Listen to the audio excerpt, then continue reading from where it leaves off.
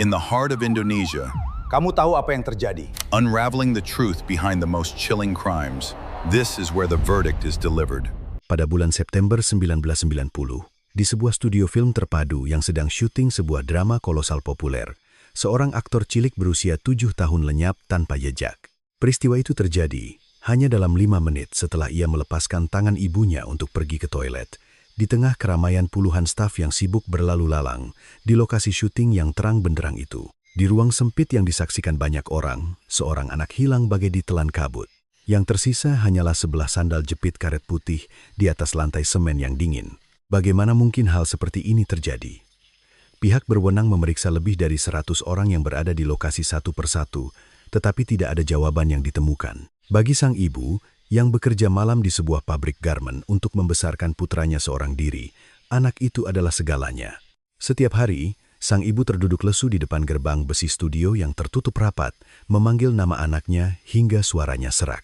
Namun, ironisnya, jari telunjuk masyarakat justru mulai mengarah pada ibu yang tengah berduka itu. Ia disalahkan karena dianggap tidak becus menjaga anaknya. Dunia menimpakan semua kesalahan pada sang ibu dan tak seorang pun mau menyelidiki kebenaran yang sesungguhnya. Bukti yang menentukan tak kunjung ditemukan. Penyelidikan ditutup sebagai kasus orang hilang biasa, dan peristiwa itu pun jatuh ke dalam misteri yang dalam. Waktu terus berlalu tanpa peduli. 3 tahun, 10 tahun, dan 15 tahun. Tanpa mengetahui apakah anaknya masih hidup atau sudah tiada, sang ibu akhirnya mengembuskan napas terakhir dengan membawa duka yang mendalam. Nama bocah 7 tahun itu seolah perlahan terhapus dari ingatan dunia. Akan tetapi, 12 tahun setelah kepergian sang ibu, sebuah kotak peninggalan tua yang terlupakan di sudut loteng tak sengaja terbuka. Di dalamnya, ada pakaian yang warnanya telah memudar, sebelah sandal jepit karet, dan sebuah buku harian bergambar kecil. Sebagian besar isinya hanyalah gambar dan coretan khas anak 7 tahun. Namun, ada satu halaman terakhir yang bahkan sang ibu semasa hidupnya tak sanggup untuk melihatnya. Saat tulisan kecil di sana terbaca, tangan yang memegang buku harian itu mulai gemetar hebat. Apa yang tertulis di halaman terakhir itu? Satu baris kalimat yang seketika memutar kembali waktu yang telah berhenti selama 15 tahun. Kalimat itu menunjuk pada dua wajah tersembunyi dari seseorang yang dipercaya semua orang sebagai malaikat. Hari itu, di lokasi syuting yang ramai, apa yang sebenarnya terjadi pada bocah 7 tahun itu? Kemana ia menghilang? Dan mengapa kebenaran terkubur begitu dalam selama 15 tahun? Dan bagaimana satu baris tulisan di halaman terakhir buku harian itu membangkitkan kembali kasus yang telah lama tertidur. Kisah ini dimulai pada penghujung September 1990. Studio film terpadu yang terletak di kaki bukit pinggiran kota sudah sibuk sejak pagi buta. Puluhan pemeran figuran yang mengenakan wig dan kostum tradisional berlalu lalang, sementara para staf bercucuran keringat mengangkat peralatan pencahayaan berat dan kamera film.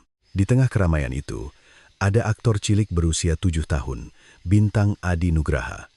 Setelah selesai dirias, Bintang berjalan menuju ruang tunggu beratap seng, menggenggam erat tangan ibunya, Dewi Lestari. Berkat film debutnya, ia telah dijuluki sebagai adik kesayangan bangsa.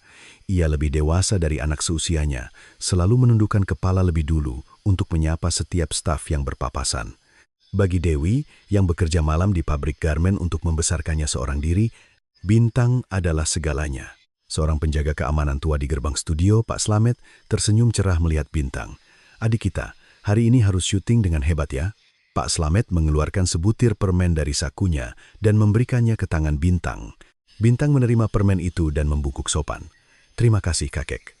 Sutradara utama, Baskoro Wicaksono, memanggil Bintang dari samping kamera film.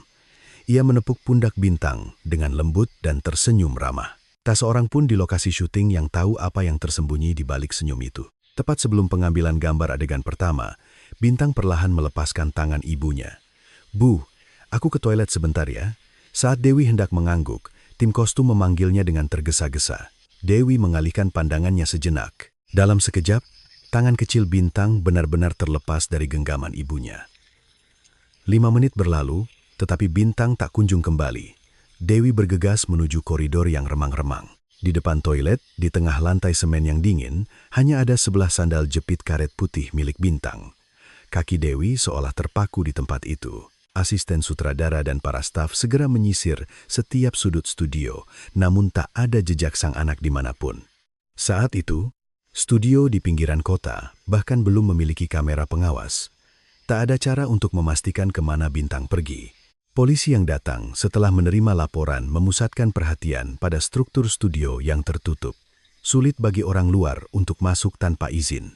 Polisi mulai memisahkan dan meminta keterangan dari sekitar 100 orang yang ada di lokasi. Tepat pada saat itulah, kamera yang sedang merekam adegan pertama drama tersebut tanpa sengaja menangkap latar belakang di kejauhan. Terlihat samar, sutradara Baskoro sedang menggandeng tangan bintang dan menghilang ke arah gudang properti. Tak ada yang melihat apa yang terjadi di dalam gudang yang sepi itu. Tengah malam, saat pencarian dihentikan sejenak, Pak Slamet kebetulan melintas di belakang gudang dan menghentikan langkahnya. Ia melihat Baskoro dengan panik menyembunyikan pakaian kerja dan cangkul yang penuh tanah di balik gudang. Mata Pak Slamet terbelalak. Sambil menahan napas, ia mundur dari tempat itu. Ujang, teknisi pencahayaan termuda, juga teringat sesuatu. Ia mendekati penyidik dan berbicara dengan hati-hati. Sepertinya saya mendengar suara tangisan anak dari arah gudang sebelum syuting dimulai. Namun, karena suara bising dari generator, penyidik hanya mencatatnya sambil lalu. Baskoro tetap tenang. Saat itu saya sedang rapat untuk episode berikutnya di ruang kontrol. Asisten sutradara dan para penulis serempak membenarkan alibi Baskoro. Malam semakin larut dan obor-obor pencarian dinyalakan. Dewi terus memanggil nama anaknya hingga suaranya habis. Baskoro justru tampil paling depan, memimpin tim pencari. Ia bahkan mengeluarkan sapu tangan dan menyeka sudut matanya. Dedikasinya yang luar biasa membuat semua orang di lokasi mencoret Baskoro dari daftar terduga. 3 hari setelah kejadian, syuting telah selesai dan studio menjadi sunyi di tengah malam. Dengan dalih perbaikan beton, sutradara Baskoro diam-diam menyuap seorang pekerja. Semen baru dituangkan di sebuah titik inspeksi di lantai gudang. Selama beberapa hari, saat beton mengeras, Baskoro meletakkan rak properti baru di atasnya, memastikan tak seorang pun tahu apa yang terkubur di bawahnya. Sementara itu, tim investigasi khusus dibentuk untuk memeriksa studio secara menyeluruh. Seluruh area, termasuk gudang properti, bersih seolah-olah seseorang telah membersihkannya dengan air. Tak ada sebutir debu atau sehelai rambut pun yang tersisa. Detektif senior Haryo Wibisono memiliki firasat kuat. Fakta bahwa anak itu hilang hanya dengan meninggalkan sebelah sandalnya dan tidak ada jejak keluar studio meyakinkannya bahwa ini adalah perbuatan orang dalam. Namun, ratusan orang yang berada di lokasi menjadi kabut tebal yang menghalangi penyelidikan. Kepala tim investigasi, Komisaris Suryo, memiliki hubungan dekat dengan pejabat tinggi di stasiun televisi. Setiap kali Haryo menyebut nama Baskoro, Komisaris Suryo selalu menepisnya. Haryo, jangan sembarangan menyentuh orang besar seperti dia. Kita bisa celaka. Sadarlah. Komisaris Suryo menepuk bahu Haryo dan berbalik pergi.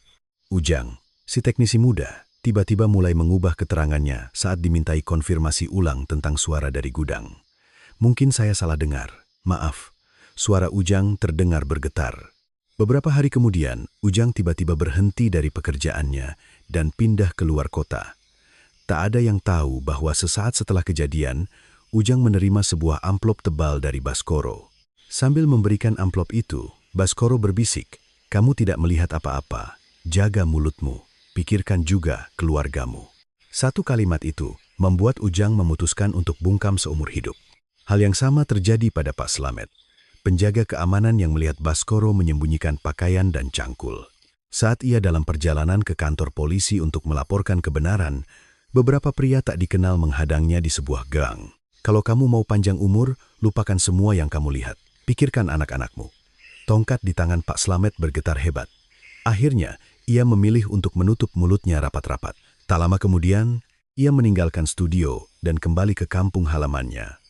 Kesaksian kunci yang ia lihat terkubur dalam kegelapan. Media memberitakan hilangnya adik kesayangan bangsa secara besar-besaran. Di depan kamera, Baskoro menunjukkan air mata. "Saya akan mengeluarkan uang pribadi untuk sayembara demi menemukan bintang kita." Dengan suara bergetar, ia memohon. Sayembara dan partisipasi aktifnya dalam pencarian berhasil membentuk citranya sebagai orang dewasa yang peduli dan hangat. Opini publik perlahan berbalik. Orang-orang justru mulai menyalahkan Dewi karena dianggap tidak becus menjaga anaknya.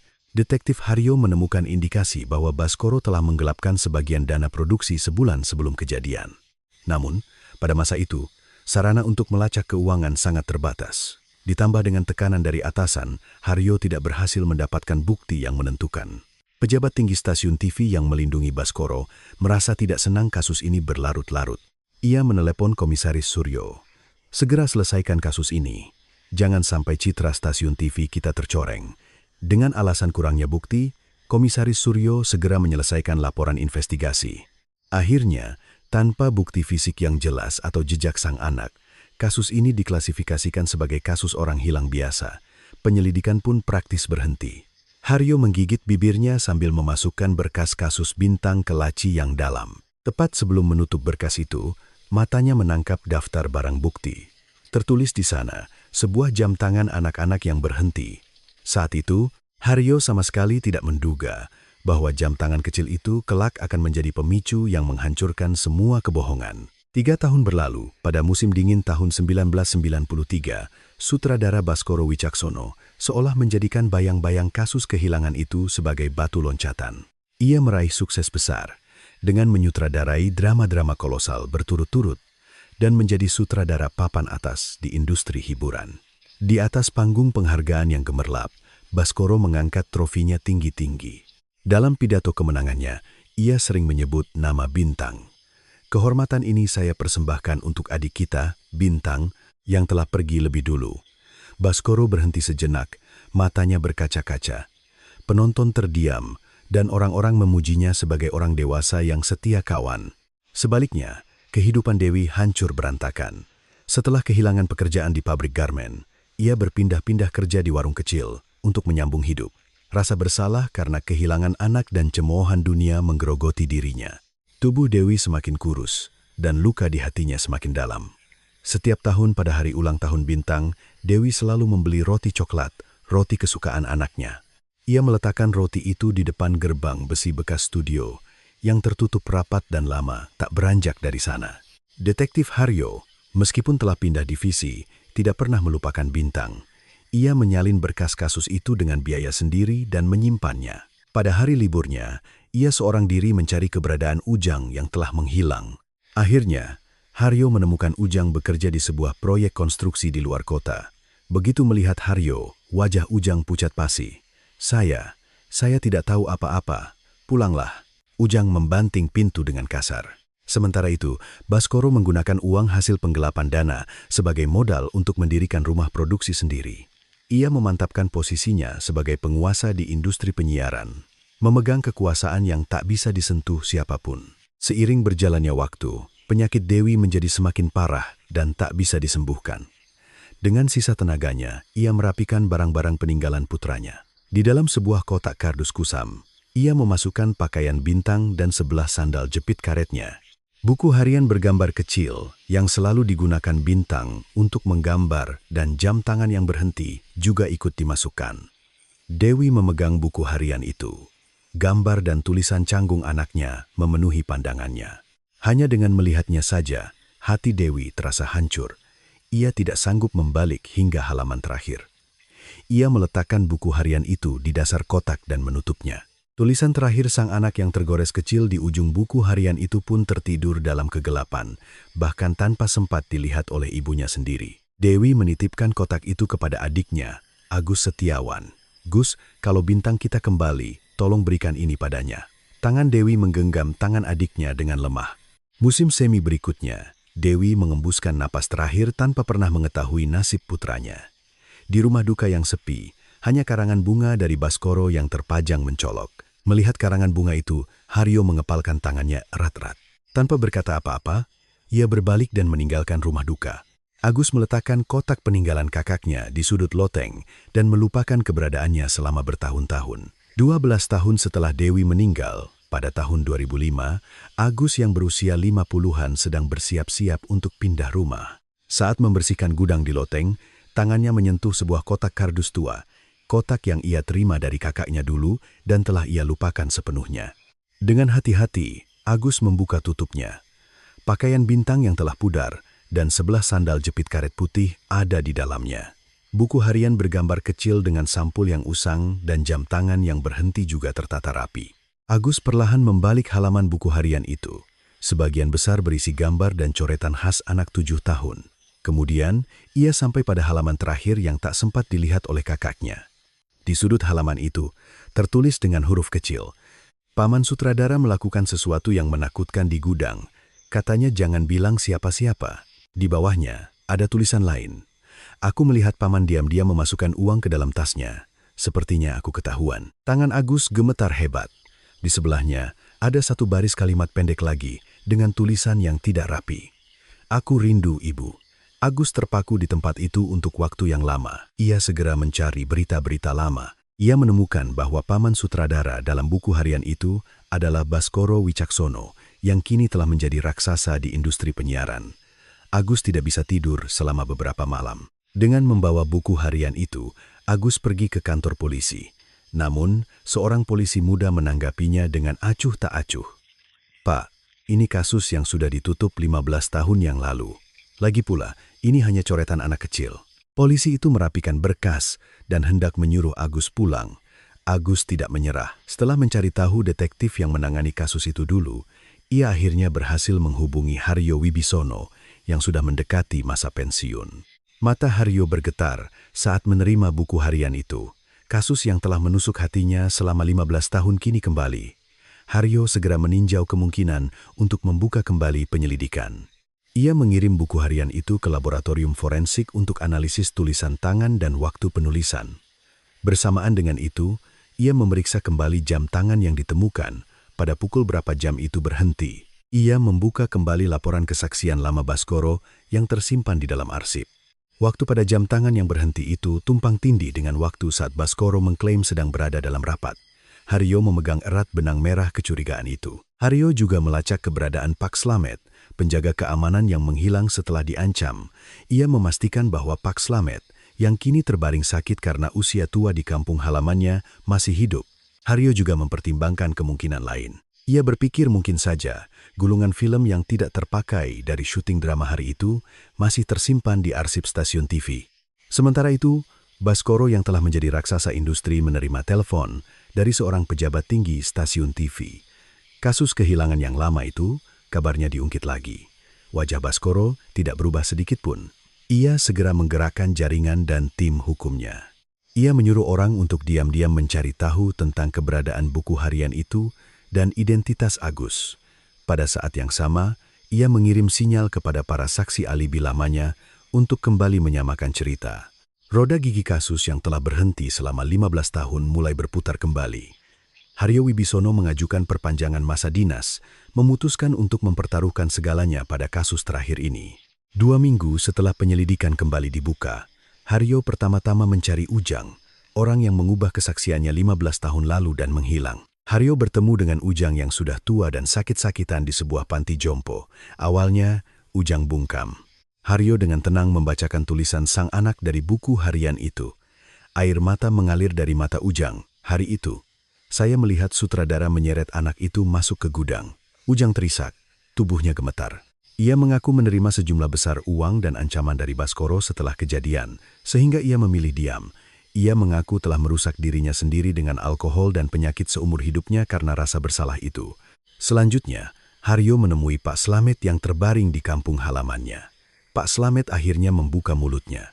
"Malam itu, saya melihat sutradara menyembunyikan pakaian dan cangkul yang penuh tanah di belakang gudang." Dengan suara bergetar, Pak Slamet juga bersaksi tentang proses ancaman yang ia alami.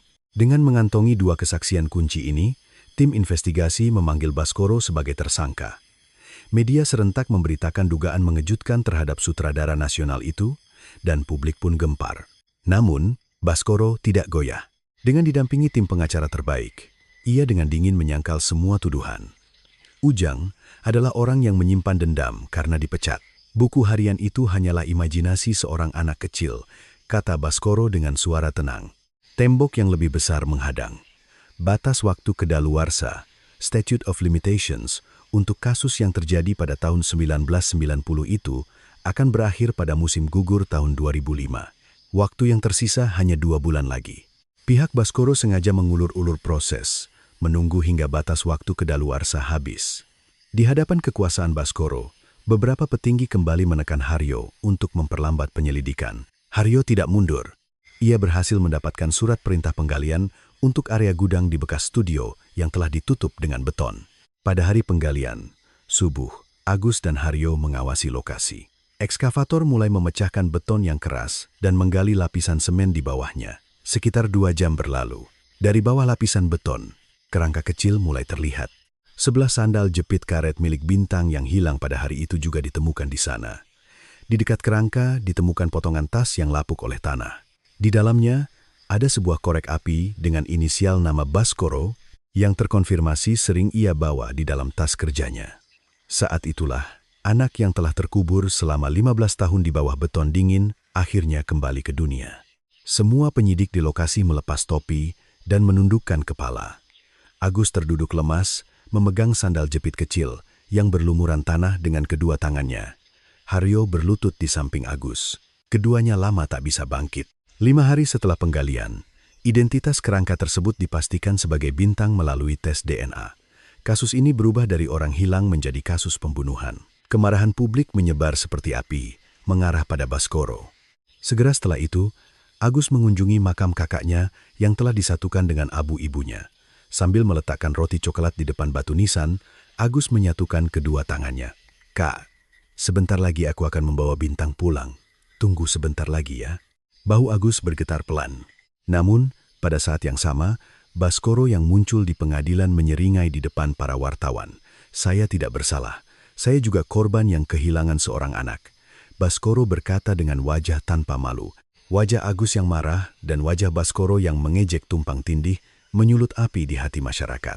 Serangan balik dari tim pengacara dimulai. Korek api adalah barang yang bisa hilang di mana saja. Waktu penguburannya juga tidak bisa dipastikan. Pengacara dengan keras menggoyahkan kekuatan bukti dari barang-barang peninggalan itu. Mengenai buku harian, mereka juga mengklaim itu hanyalah imajinasi anak kecil dan tidak bisa menjadi bukti. Krisis yang menentukan datang dari saksi kunci, Ujang. Menjelang persidangan, kondisi kesehatan Ujang memburuk drastis. Bahkan tidak jelas apakah ia bisa memberikan kesaksian di pengadilan. Itu terjadi tepat setelah seseorang yang diutus Baskoro mengunjungi panti jompo. Ujang tiba-tiba mulai mengubah perkataannya lagi. "Ingatan saya kabur, saya tidak bisa yakin." Suara Ujang melemah. Saksi lain, Pak Slamet, juga menerima telepon ancaman yang menggunakan keselamatan anak-anaknya sebagai taruhan. Pak Slamet kembali ragu untuk bersaksi dan menghindari kontak. Tim pengacara tidak menyia-nyiakan celah ini. Kesaksian dari orang-orang tua yang menderita demensia tidak dapat diterima sebagai bukti. Pengacara mengajukan mosi untuk menolak kesaksian mereka. Lebih buruk lagi, batas waktu kedaluarsa kasus tinggal 15 hari lagi. Tim investigasi dihadapkan pada situasi di mana segalanya akan sia-sia jika mereka tidak dapat mengamankan bukti yang tak terbantahkan dalam waktu itu. Pejabat tinggi stasiun TV yang melindungi Baskoro mulai menjaga jarak seolah-olah ingin cuci tangan di saat-saat terakhir. Namun keterlibatannya dalam menutupi kasus di masa lalu sudah tercatat rapi dalam buku catatan Haryo. Di tengah bukti-bukti yang mulai goyah, Haryo kembali menggeledah kotak penyimpanan barang bukti. Ia mengeluarkan jam tangan Bintang yang berhenti, yang selama ini tidak pernah diperhatikan siapapun. Kenapa jam ini berhenti tepat pada saat itu? Ini adalah kunci untuk memecahkan kebohongan. Haryo bergumam sambil memegang jam tangan itu. Haryo meminta bantuan penyelidikan ilmiah terbaru yang tidak mungkin dilakukan pada masa itu. Pada saat yang sama, ia menggeledah arsip stasiun TV. Ia memastikan bahwa gulungan film yang tidak terpakai dari syuting adegan pertama drama pada hari kejadian tidak dimusnahkan dan masih tersimpan. Agus mengeluarkan uang pribadinya untuk mencari bantuan hukum guna melawan tim pengacara Baskoro. Warga secara sukarela mengumpulkan petisi untuk memberikan dukungan kepada tim investigasi. Haryo, yang telah memainkan kartu terakhirnya untuk membalikkan keadaan, bergegas ke Laboratorium Forensik Nasional dengan membawa film yang telah direstorasi, sementara jam kedaluarsa terus berdetak dengan menakutkan. 3 hari sebelum batas waktu kedaluarsa, Laboratorium Forensik Nasional berhasil merestorasi film yang tersimpan secara digital. Di latar belakang kamera yang merekam adegan pertama pada hari kejadian, tampak samar-samar sosok Baskoro Wicaksono membawa Bintang menuju gudang properti. Waktu pada jam tangan yang berhenti cocok dengan waktu dalam film itu. Terungkap bahwa pada waktu yang ia klaim sedang rapat, ia justru bersama sang anak masuk ke gudang. Tim investigasi bahkan melacak catatan keluar masuk gedung stasiun TV dan jadwal tugas penjaga. Mereka akhirnya menemukan catatan bahwa Baskoro meninggalkan rapat selama sekitar 40 menit. Mantan asisten sutradara yang dulu membenarkan alibinya akhirnya runtuh di depan film yang telah direstorasi. Saya tahu sutradara meninggalkan rapat sebentar, tapi saya ikut berbohong. Maafkan saya. Asisten sutradara itu menundukkan kepalanya dalam-dalam. Ketika celah untuk melarikan diri satu persatu tertutup, Baskoro berjuang mati-matian dengan mengerahkan seluruh kekuasaannya. Namun, orang-orang yang pernah ia ancam mulai menemukan kembali hati nurani mereka dan satu persatu berbalik melawannya. Bahkan Pak Slamet, yang khawatir akan keselamatan anaknya, memutuskan untuk kembali bersaksi setelah mempercayai janji perlindungan dari Haryo. Retakan besar muncul di garis pertahanan tim pengacara. Pejabat tinggi stasiun TV yang terlibat dalam penutupan kasus juga menjadi subjek investigasi dalam kasus terpisah. Dukungan kuat di belakang Baskoro runtuh total. Pagi hari pada hari terakhir sebelum kedaluarsa, Kejaksaan merangkai jam tangan yang berhenti, film yang direstorasi, korek api di dekat kerangka, catatan ketidakhadiran, dan alibi yang terbantahkan menjadi satu rantai bukti. Hanya beberapa jam sebelum batas waktu kedaluarsa, mereka secara resmi mendakwa Baskoro dengan tuduhan pembunuhan. Ujang, yang bergantung pada kursi roda, mengerahkan sisa tenaganya untuk hadir di pengadilan. Dengan tangan gemetar, Ujang bersaksi dengan jelas. Apa yang saya lihat hari itu adalah fakta yang sebenarnya. Kemudian, Pak Slamet memberikan kesaksian tentang adegan Baskoro menyembunyikan pakaian dan cangkul yang penuh tanah. Desahan terdengar dari kursi penonton. Di hadapan bukti ilmiah dan kesaksian yang serentak menyerangnya, ekspresi wajah Baskoro, yang selama ini kokoh untuk pertama kalinya, menunjukkan retakan. Keringat dingin membasahi dahinya. Sebagai upaya terakhir, tim pengacara mempermasalahkan waktu penguburan barang-barang peninggalan. Jaksa menghadirkan pekerja bangunan yang dulu terlibat dalam pengecoran beton sebagai saksi tambahan. Rencana penutupan jejak kedua yang berlangsung selama beberapa hari terungkap sepenuhnya. Tak punya tempat lagi untuk lari, Baskoro akhirnya berlutut di depan hakim. Saya takut kesalahan saya terbongkar. Saya mencoba membungkam anak itu. Suara Baskoro pecah. Ia mengaku bahwa pada hari itu ia menyembunyikan jenazah sementara di lubang inspeksi gudang, lalu beberapa hari kemudian menuangkan beton untuk menguburnya selamanya. Itu terjadi hanya beberapa jam sebelum batas waktu kedaluarsa. Istana kebohongan yang telah bertahan selama 15 tahun, hancur berkeping-keping oleh sebuah buku harian yang ditinggalkan oleh seorang anak berusia 7 tahun, sebuah jam tangan yang berhenti, dan satu cuplikan film yang tak sengaja terekam kamera. Saat Baskoro meninggalkan ruang sidang, kemarahan warga tumpah ruah ke arahnya. Agus menyaksikan pemandangan itu dan akhirnya bisa menghela napas dalam-dalam. Pagi hari sidang putusan akhir. Ruang sidang penuh sesak dengan orang. Majelis hakim menyatakan Baskoro Wicaksono bersalah atas semua tuduhan, termasuk pembunuhan, penghilangan barang bukti, dan menyuruh memberikan kesaksian palsu. Hukuman maksimal dijatuhkan. Tangisan dan tepuk tangan meledak bersamaan dari kursi penonton. Para mantan asisten sutradara dan saksi palsu yang telah berdosa demi imbalan kebisuan juga menerima hukuman yang setimpal. Pekerja yang membantu pengecoran beton dan pejabat tinggi stasiun TV yang terlibat dalam penutupan kasus juga harus menebus dosa mereka. Persekongkolan kebohongan yang telah menutupi kebenaran selama 15 tahun runtuh seluruhnya. Kerajaan Baskoro yang dibangun dengan kekuasaan hancur menjadi abu dalam semalam. Ujang, yang seumur hidupnya tertekan oleh rasa bersalah, memegang tangan Agus setelah putusan dibacakan. Saya benar-benar minta maaf, seharusnya saya mengatakannya lebih awal. Ujang terisak memohon pengampunan. Agus membalas genggaman tangannya tanpa kata. Keberanian Anda yang terlambat itu akhirnya mengungkap kebenaran. Terima kasih.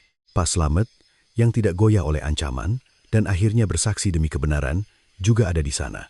Seolah membersihkan kebisuan yang telah lama dipendamnya, ia dengan lembut meletakkan sebungkus permen kecil di depan foto bintang dengan hati yang sama seperti saat ia memberikan permen kepada anak itu di gerbang depan bertahun-tahun lalu. Haryo Wibisono, yang tidak melepaskan kasus ini, bahkan setelah melewati masa pensiunnya, tinggal sendirian di markas investigasi yang kosong. Ia meletakkan foto Bintang yang telah pudar di atas mejanya dan memberikan hormat untuk waktu yang lama.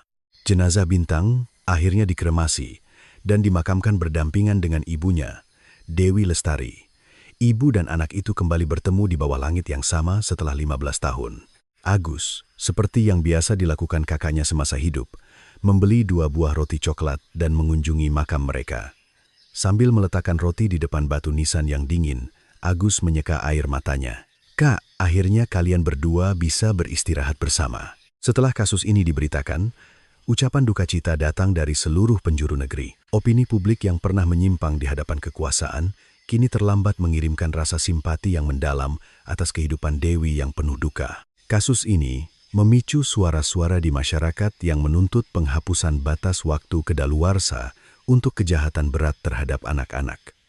Itu adalah seruan agar kebenaran tidak lagi terkubur di balik kekuasaan dan waktu. Reputasi gemilang dan trofi yang dikumpulkan Baskoro dalam sekejap berubah menjadi puing-puing kebohongan. Kebenaran yang begitu ia takuti akhirnya merenggut segalanya darinya.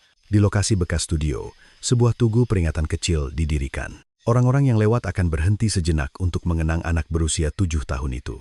Tidak ada kejahatan yang sempurna. Kebenaran, sedalam apapun ia terkubur, hanya masalah waktu sebelum akhirnya muncul ke permukaan. Gema yang kuat itu terbukti di seluruh dunia melalui buku harian kecil yang ditinggalkan oleh seorang anak pada tahun 1990. Di depan tugu peringatan, halaman terakhir dari salinan buku harian itu perlahan tertiup angin. "Aku rindu ibu." Sinar matahari yang hangat turun menyinari baris kalimat yang tertulis tak rapi itu. Bintang akhirnya kembali ke pelukan ibunya.